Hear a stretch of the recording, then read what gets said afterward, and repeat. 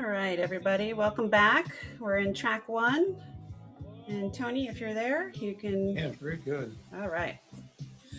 Okay, welcome everybody. This is track one. Again, if you go to ahc2021.com, you can navigate between some of the other topics. Our guest today is Michael Overton, GIS Technology Development Lead for the Idaho National Labs. Over my career, I have actually had the Idaho National Labs do some modeling for me in a number of cases, and it's just an outstanding laboratory to do business with. So Michael, welcome. The floor is yours. Awesome. Appreciate the introduction. So I'm going to go ahead and share my screen. I have a few slides to go over, and then we'll jump into a short demo. I expect it's been a bit of a long day for everybody, so we'll keep this short and sweet. But as was mentioned in the introduction, my name is Michael Overton. Been leading a bunch of developers for the Infrastructure Assurance and Analysis Group. And what I'm going to be talking to you about today is what's been called the 511 Initiative.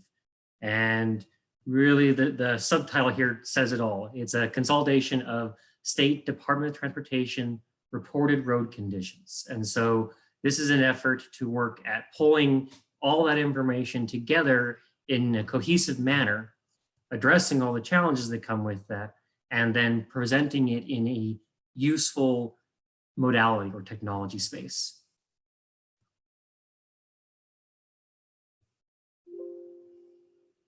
So high level of what we're going to see today is a little discussion about where this started, why we even started trying to tackle this problem, some of the challenges that we faced in tackling this problem, and then we'll look into some of the screenshots of the prototype and demonstration. And then we'll wrap it up with some of what we see as our next steps.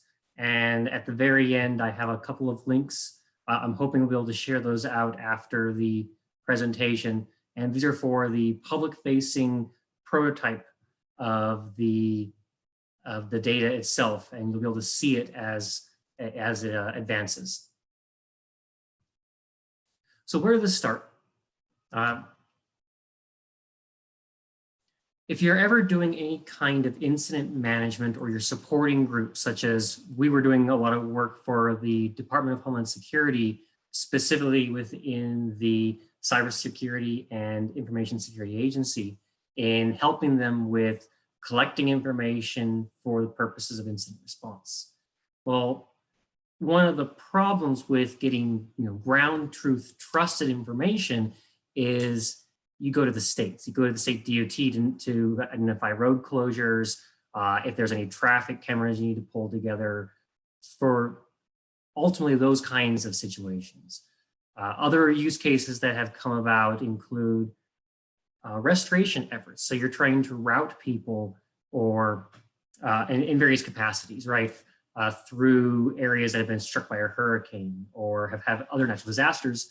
But again, all of these kinds of incidents share common problems where they cross state lines. And that became really the heart of the challenge that we're trying to address here, is that the states have the most trusted information, but it's only for their states. And a lot of the incidents that we see that require a strong response do cross those state boundaries. And so a number of us met up at, actually in person for, if you can imagine that, at the Federal Esri User Conference in Washington, DC last February. And we were sitting around the table. It was DHS, INL, FEMA, and I think we had a representative from the state DOT. And we were talking about, what can we do to try to solve this problem? And we decided that we were going to try to address it holistically, because all the states provide this information to the public, many of which are through the 511 system, but others have their own that don't, for those states and areas that do not participate in 511. So we set off as of last summer to tackle this challenge. So again, some of the needs of the capabilities. I talked about trust. That's one of the most fundamental things is, can you trust the information? For certain scenarios, utilizing crowdsourced information like Waze, which I have an obligatory screenshot there, and I think down there is Esri Maps, their traffic maps. They give you either sensor-driven or social crowdsourced information. That can be useful when it paints a good picture, but especially in scenarios where you can only utilize trusted information because you're trying to provide analyses or you're trying to tell your other partners, this is the ground truth as you know it. You really need to have that trusted source of information. And so the state DOT really do represent that high ORL data source. And so that's really what we were targeting in saying, okay, let's focus on road closure information and pull it together from all of the different state Department of Transportations so that we are painting a much more cohesive picture.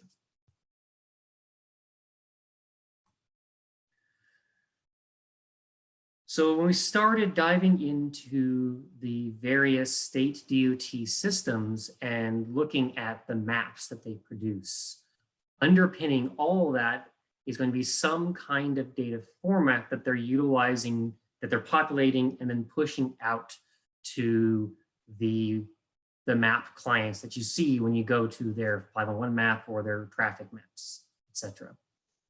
Unfortunately, even though a large portion of the country participates in the 511 system, it doesn't extend to the technologies they utilize in providing this information. And as you see on the screen, here are just 3 of the technologies that we found to include GeoJSON, GraphQL. Oh, and I have a duplicate there, excuse me. One of those should be XML. And we found a whole bunch of different types of data formats that all have to be dealt with separately. And so that moves us into some of the interesting challenges we ran into in trying to just pull the data down before we could even try to work on merging it together.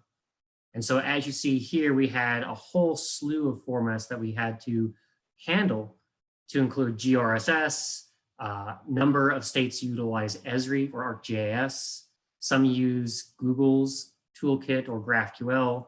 There's even some just straight up custom raw XML and JSON that was thrown in the mix. And the other interesting challenge we found along the way is these endpoints change. I think we found somewhere around 2 to 3 states a month would have some sort of technology refresh and change to a whole other product. So that presented a lot of very unique challenges and really showcases the moving target that this effort is. The next thing that we had to address was, how do we merge all of these data sources together into a useful data structure? So we have to take all these different ways of laying out the information and now say that we have to define our own that they can all fit into. Well, that's not always easy. As you'll see in some of the examples here, sometimes the information isn't well structured and you have to parse out the useful information out of the text itself dynamically as you're going through it to actually have well structured and know, hey, this is going to be closed for this amount of time, and here's location information. And that can be difficult and very unique to each state. And so we end up with a lot of processing that is very specific to each state so that we can adapt with them and grow with them as needed. One of the challenges we found is this idea of line versus point geometries. When you're talking about road closures, it's often just a section of a road that's closed. Many states are pretty good about providing the actual geometry of that line of that road, but some just provide, hey, here's a point of the map and for 5 miles from that point going south. And you'll see that in the description. And so we have this mixture of data to make certain that we're capturing everything, especially for those states that don't have a point on the map. we are extracting that point so that we have that information cohesively and we have good coverage of the data that's being provided. And we're also working to make sure that we also capture that line geometry too, because both of those data sets paint a effective picture and can be useful for a number of those incident response kind of use cases. And another challenge, as you see in that top picture there on the right, is the relevant data. There's a number of states that they get very vociferous in what they provide. As an example, you see here about putting information about when they're mowing. We've even seen some states will say weather is all clear, no issue. And that's just a message that's pushed out there and we're capturing it. But it really is not of use. And so these are some of the challenges that come along with trying to parse a lot of this unstructured information or with different structures and pull it together into a useful capability. So at a high level, this is what the process looks like. We process on a state-by-state basis. We are storing every bit of information that they are providing as it has to do with road closures. We're processing it and merging the data model. And then we're further pushing it out to an ArcGIS endpoint. Right now, that endpoint exists on the All Hazards Consortium's ArcGIS Online instance, as they are our partner with this effort. But once it's in that kind of a format, that really enables a lot of efforts to create products. That can be web maps, that can be, if you've seen some of the dashboard products where you're doing statistics calculations for certain areas. It really enables a lot of these workflows now that we have the data all in one spot. And we can combine it with things like Waze or Google Maps or Esri Maps or other data sources that we're looking about for an incident. It's all in one spot and now we don't have to just cherry pick from a handful of state DOTs or other capabilities. And we have that trust. So with that, I'm going to change the screen that I'm sharing. So we'll stand by for just a second.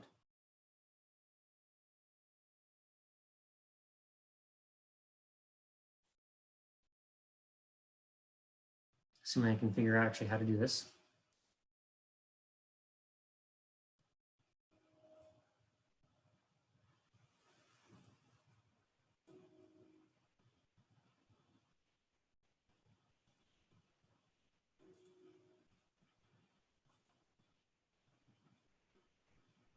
Okay.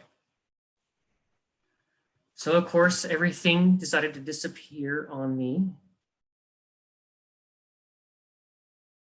There we go. So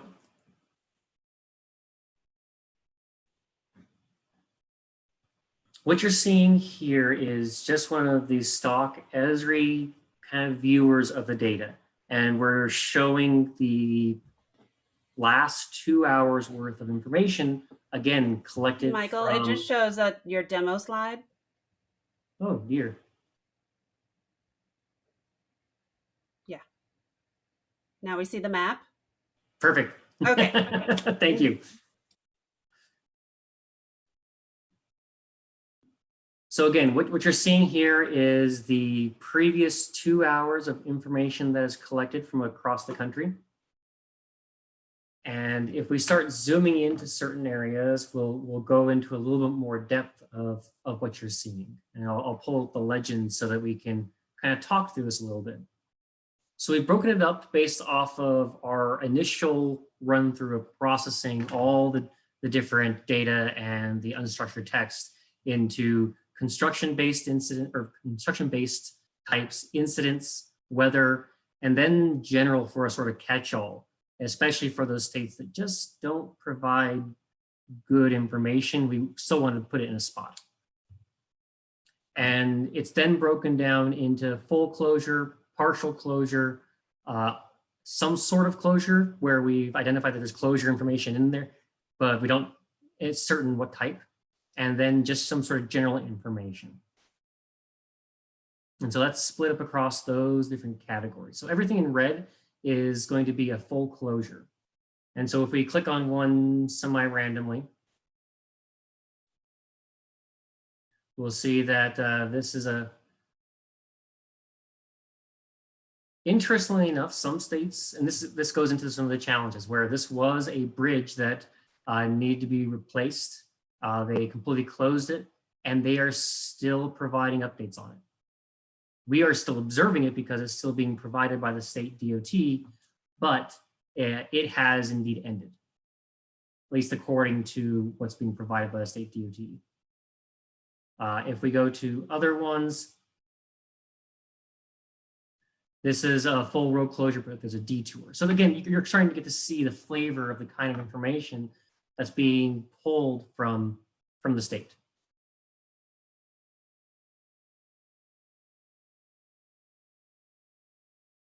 And here's another good one where it started today and will be ending tomorrow. It's a full closure.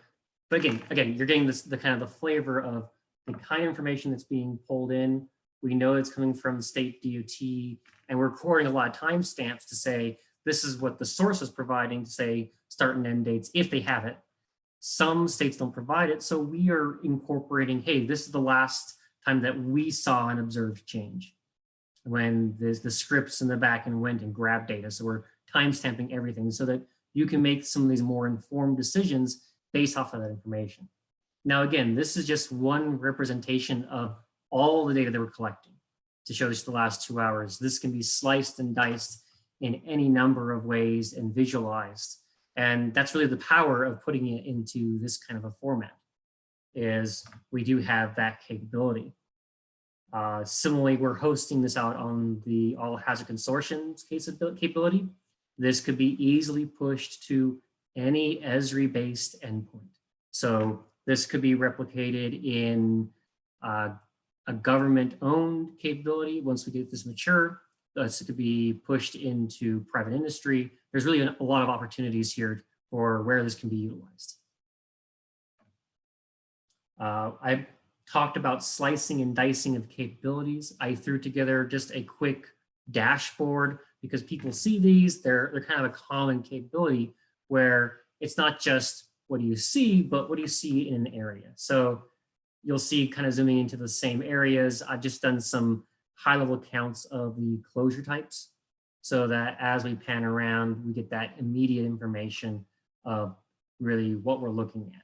And so this could be pulled together with other types of statistics if we really wanted to narrow it down to things that haven't ended already, like we saw in the previous picture, or any other kinds of information. Again, it's a traditional GIS. There's a lot of opportunities for pulling additional data sets to really paint a more effective picture.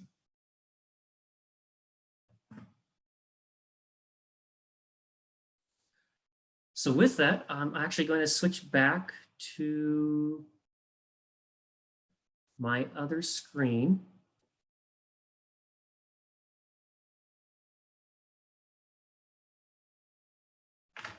So that was the high-level demo. So really, where are we now? We're in a phase of doing data validation. We've done a lot of work to make sure what we're displaying is also what the state DOT is displaying. But there's still more work that we can do, especially when we start talking about that text processing, where they're not well formatted. They don't have good attributes about the closure and what type of closure or for how long. We saw that example where it was just kind of embedded in text. And so we really need to do some work to refine that process and be a bit more mature. I think there's work that we can do there.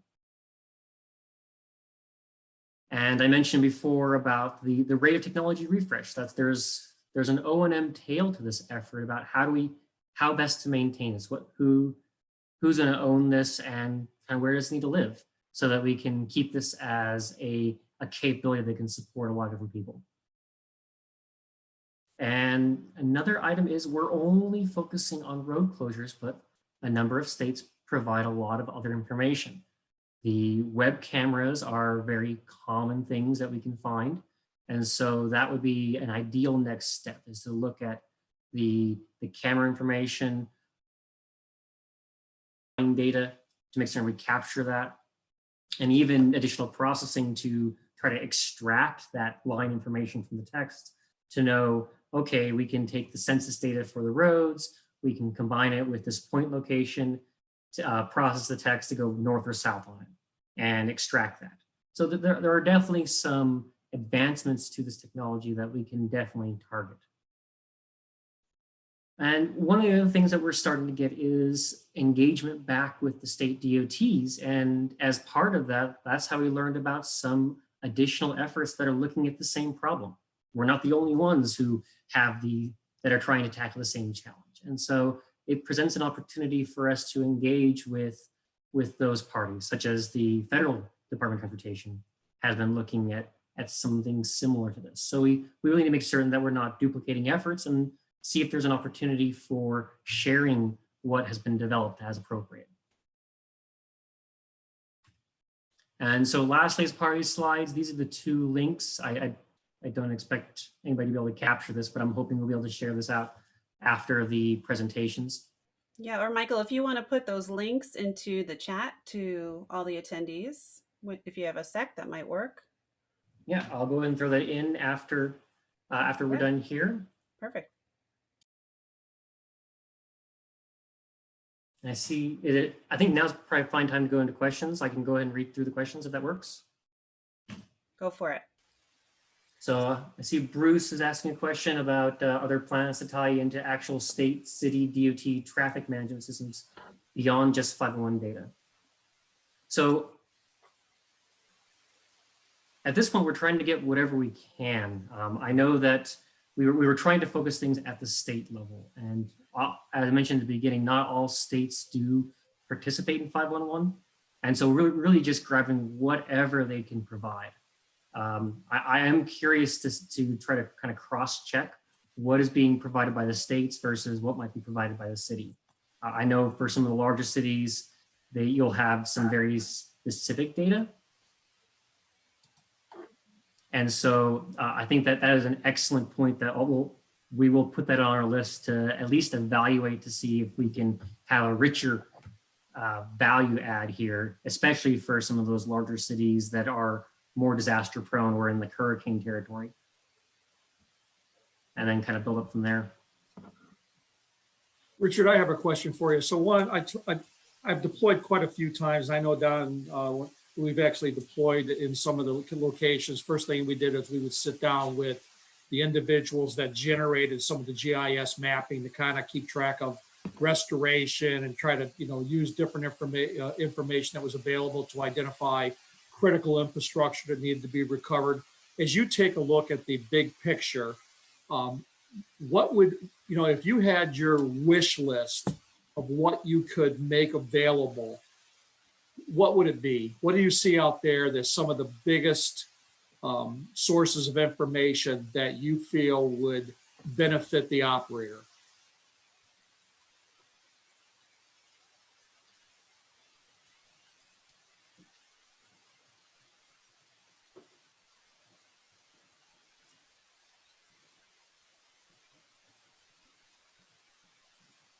So I'm not quite sure, you were directing that question to me, right?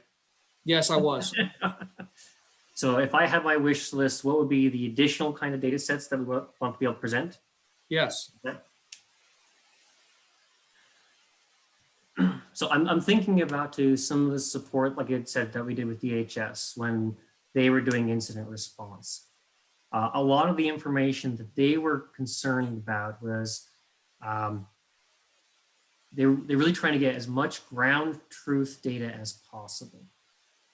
And so that often was looking at the web cameras to say, okay, if there was a large chemical leak, especially on the road, would that tie into, would they be able to tie into that information? Would they be getting any kind of updates from the state? And really, it's all about how much can we get into the ground truth. And so part of the conversation I think needs to be is looking at these web-based capabilities. How timely are they? Are there alternate feeds that need to be looked at that are a little bit more protected and not publicly available? those are the kinds of things that I would be very interested. I think that reach back to the state DOTs can help to elicit a little bit more effectively, because I think really for any kind of incident response or incident management situation, it's where it's actually having accurate information and having it timely. And so it's really making sure that we do have the roads, the actual road closure information, that it's timely, that it's accurate, and especially in the exigent circumstances, that is the right place to be getting it. There's truly a restoration and also an operational impact. I think of one situation where I told Tom Moran that I drove an hour not knowing that a road was closed. Nobody gave us that intel. By the time I got there, I had to turn around and go an hour back to take a reroute. That 2 hours, 2.5 hours, I never made the staging site that day. I ended up having hotels and scrambling. And then they didn't have our 150 people the next day to work into their work plan until, when we got there at noon or whatever. So there's truly monetary value and operational value with having this information. So the more information, the better. Even the gasoline, I think it's fantastic. Something as simple as that. I remember being on an operation where we had people in EOC that were calling gas stations and counties to find out if they had gas, because we had to find gas before we went into certain counties during one of the big hurricanes, where now it's at your fingertips. I told Tom it's great. Now it's fun. So you have that information at your fingertips, but when you're operational out there in the field, that information is just critical. Right. And that's our goal here, is to have that high ORL data that is joined together and turn into a useful capability that we can utilize for those operational pictures. So I do appreciate the feedback. Yeah, it's great to work with the organization. So are there any questions, any other questions? Again, I've worked with Idaho Lab in the past. The information and the depth that they go to give information is incredible. So this is a great opportunity to ask a representative from that location. So any questions? Yeah, and I just want to point out that Michael did put those links into the chat so people can grab them from there. Okay. Michael, Laura, it thank you doesn't so look like there's any much. questions. So Michael, thank you very much. Yeah, appreciate it. Thanks for the opportunity, and take care. Okay, you too. Thank you.